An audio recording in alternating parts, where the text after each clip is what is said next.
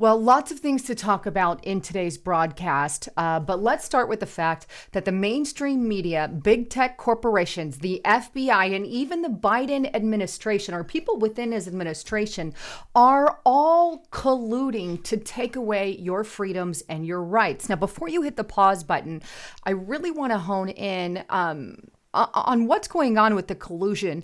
But not only that, it's what comes after that kind of collusion that should utterly terrify you and really hearken you to prepare and to start taking stances for our freedoms and our rights before they're all absolutely gone. This is why the mainstream media has been viciously attacking Elon Musk with his takeover of Twitter. And Elon Musk is now fighting back for free speech by releasing some of the censored information. I've got so much to show you, but I'm going to show you parallels between the USSR, the United States of America, what happened in Nazi Germany. And it really is chilling to the very core, but I think it is absolutely important for you to know about. But before I do, just a quick break from my sponsor.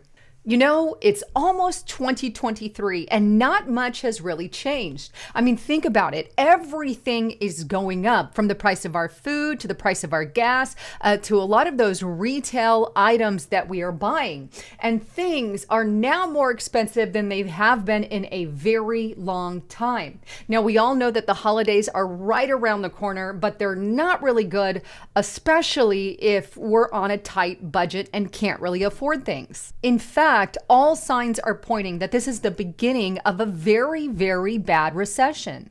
The good news is it's not too late to protect you and your family from something like this happening to you yet again. But how do you do that? Well, thousands of people have already retired comfortably with the help of Noble Gold Investments at noblegoldinvestments.com. If you've been a hesitant investor, but maybe one of the handful of Americans who are willing to go for gold and silver, then now is absolutely the time to act. And you can do that by calling Noble Gold Investments at 1-877-646-5347 and talk to one of their professional personnel there. And they're no hassle whatsoever. But talk to them, get the advice that you've long been looking for, and let them know you heard it here on Lisa Haven. But if you get in before the end of this month, they've got an incredible deal for you. They are giving away this 3 free ounce American Virtue coin, a silver coin here, with every qualified IRA or 20,000 or more of investments there. But check it out right now at noblegoldinvestments.com. On top of that, I want you guys to know that they also have a YouTube channel.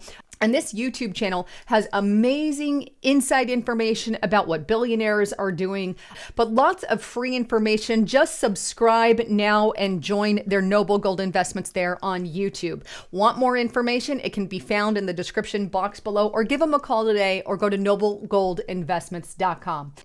All right, so let's dive in first to these Twitter files. Now, I'm not going to get into too much detail about them because Justice Knight put out a report just the other day on my channel here. And in case you missed it, it's this video: Elon Musk just buried who? Basically Biden, in shocking new Twitter intel release.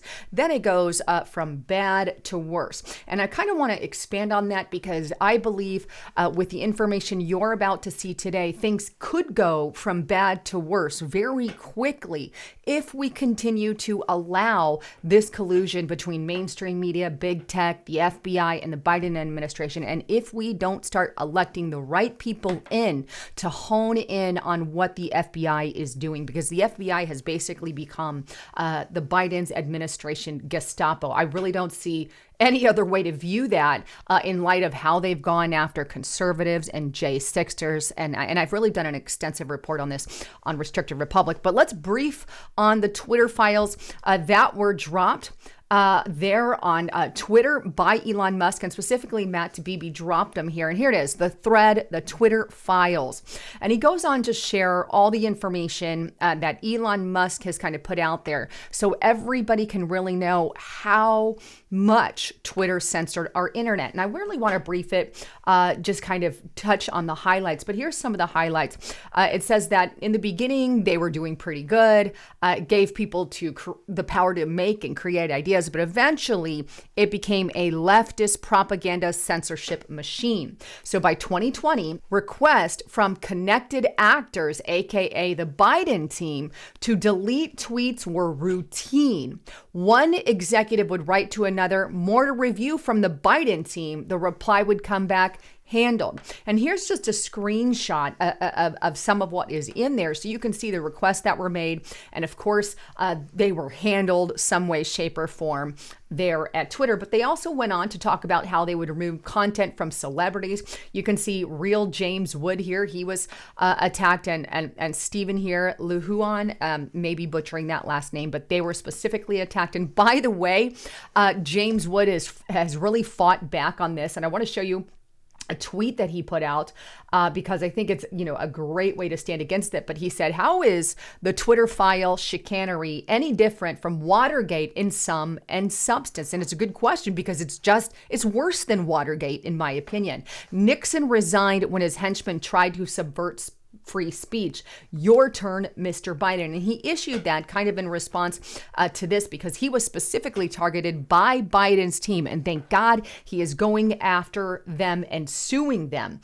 But in conclusion, it kind of states the system wasn't balanced. It was based on contracts because Twitter was and is overwhelmingly staffed by people of one political orientation. There were more channels, more ways to complain open to the left, while Democrats than the right. And so you can see the contributions here from 2018 to 2022, and literally 99.73% of the donations went to the Democrats. Thus, cue the censorship machine there at Twitter. And we have something similar that is also going on at, Facebook and even Google and YouTube and these types of organizations. So we have all these files come out, and the mainstream media doesn't say anything about it. Now, why would they not really do that? Except for like Fox News. I think Fox News touched on it. But they really don't even talk about it because big tech, mainstream media, big media, and the FBI and the Biden team are all in collusion together. Where have we heard the likes of these kinds of things happening before? And I'm going to tell you, these kinds of things happened during the USSR. Your Stalins, your Mao, your Hitler. These are the kind of regimes that got the media and everybody in bed with them in order to push a specific propaganda and narrative on the people. And what always happens as a result of that? Straight up tyranny and political rounding up of political dissent, kind of like what's going on there in China. And here in the United States of America, what is even more chilling is the fact is they're not really remorseful. Like some of the Twitter employees are like, yeah, it's good. We wanted to do this. Neither is some of the people who you're going to see in a moment on articles from the FBI that they're like, yeah, that's what we did. So what? Well, you're only subverting our entire Constitution by doing that. But take a look here. This is on zerohedge.com. Former global head of trust and safety at Twitter reveals widespread scientific censorship. Former Twitter employee, most especially former moderators and trust and safety employees, are unrepentant for their censorship efforts tainted with political bias and seem to loathe Elon Musk for opening the door to fair debate on the social media site. One Twitter executive, Yoel Roth, was recently in the headlines for admitting that Twitter's aggressive censorship of the Hunter Biden laptop story was a mistake. Roth is the former global head of trust and safety and played a direct role, along with other executives, in the suppression of the news, leading to the banning of New York Post account merely for relying accurate reporting. It goes on. Presenting the event as a mistake rooted in the company's concerns about misinformation, however, seems disingenuous. As you know, Twitter and the DNC were in regular contact with each other, and requests were made by DNC officials to block any mention of such damaging stories. The DNC should have to answer for that. There was roundtable debate at Twitter, but it was not about whether it was morally right to censor the information. Rather, Twitter executives debated whether or not they could get away with it. That's it. The trust and safety elites within big tech companies have no doubts about the validity and righteousness of their cause, and that's the biggest problem. And I have to agree with them there. The monstrous nature of the ideological and scientifically precise censorship is on full display in the interview there with Roth and the Knight Foundation. Roth has no qualms about the notion of crushing free speech. And therein lies the problem. When you have no problems with crushing free speech and they're doing it in the proclaimed name of misinfo, disinformation, which they could put anything under that title, but you have not a care in the world and you think you're actually helping out humanity by doing that, then we've got a real problem here. But more information also surfaced in a lawsuit that was filed by, I think it was Missouri and Louisiana filed a lawsuit against Joe Biden for specifically colluding with social media websites. Take a look just as a quick reminder. Again, I talked about this in detail on Restricted Republic. FoxNews.com lawsuit filed against Biden and top officials for colluding with big tech to censor speech on Hunter and COVID. Lawsuits were filed against Psaki, Fauci, Mayorkas, and other top Biden officials. Now, this was filed by Missouri Attorney General Schmidt and Louisiana AG Jeff Laundrie. So as a result of this, more and more information is starting to surface about how they specifically colluded with social media websites. Here's one of those that have came out as a result of that lawsuit. Now, this is on top of the Twitter files. And here it is. This is on Twitter. But you can see this was found as a result of the information that came out as a result of that lawsuit. But here it is. This is Katie Hobbs's department, if you will, asking the Secretary of State asking to say, hey, there's certain information that we don't like on your platform, please remove it. And here's another one here saying, from the Secretary of State here, showing how they asked for certain tweets to be removed. And you can see the tweets here. And this is from the Secretary of State there. That's her office. That's her department. And considering she was on the ballot running for governor, which she should have recused herself, but either way, this is straight up evidence of collusion with Democrat officials with Twitter, which, by the way, is completely unconstitutional. That means if they're able to talk that way with big tech and they're having that collusion, then that means that's state-run and state-owned and state-controlled. That's not supposed to be what Twitter or Facebook is about. They're supposed to be privately ran companies, although they have monopolies, in my opinion. But either way, that's what's going on. And what else came out as a direct result of that lawsuit? And I've talked about this again. FoxNews.com, FBI met weekly with big tech ahead of the 2020 elections. Agents have testified, right? And it goes on to state this. On Tuesday, lawyers from the offices of Attorney General Eric Schmidt and Missouri and Jeff Laundrie of Louisiana deposed FBI Supervisory Special Agent Elvis Chan as part of their lawsuit against the Biden administration. That suit accuses high-ranking government officials of working with giant social media companies under the guise of combating misinformation to achieve greater censorship. Chan, who serves in the FBI San Francisco's bureau, was questioned under oath by court about his alleged critical role in coordinating with social media platforms relating to censorship and suppression of speech on their platforms.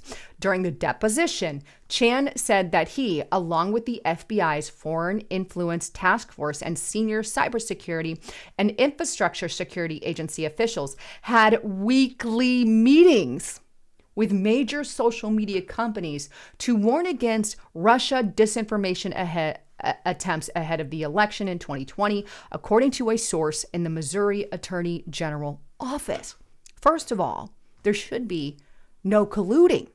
None. But you're talking about now having literal weekly meetings. And by the way, they started out quarterly meetings with the FBI, then it went to monthly, and then it went to weekly meetings. In other words, they're having conversation with social media sites each and every week. This collusion is terrifying, and it really, really, really should chill your core. FBI, big tech, big media, Biden team, all working together. But what's more terrifying is the fact that this is what other regimes like Stalin, and Hitler all did in the past. These are the marks of dictators. Here's what I'm talking about. Here is the Holocaust Encyclopedia, and I want to throw this up there. And it's about Nazi propaganda and censorship. And it starts with this sentence: the Nazis wanted Germans to support the Nazi dictatorship and believe in Nazi ideas. To accomplish this goal, they tried to control forms of communication through censorship and propaganda. That means their leadership working with media, working with newspaper, working with radio at the time to control what is heard, what is said, and what is published.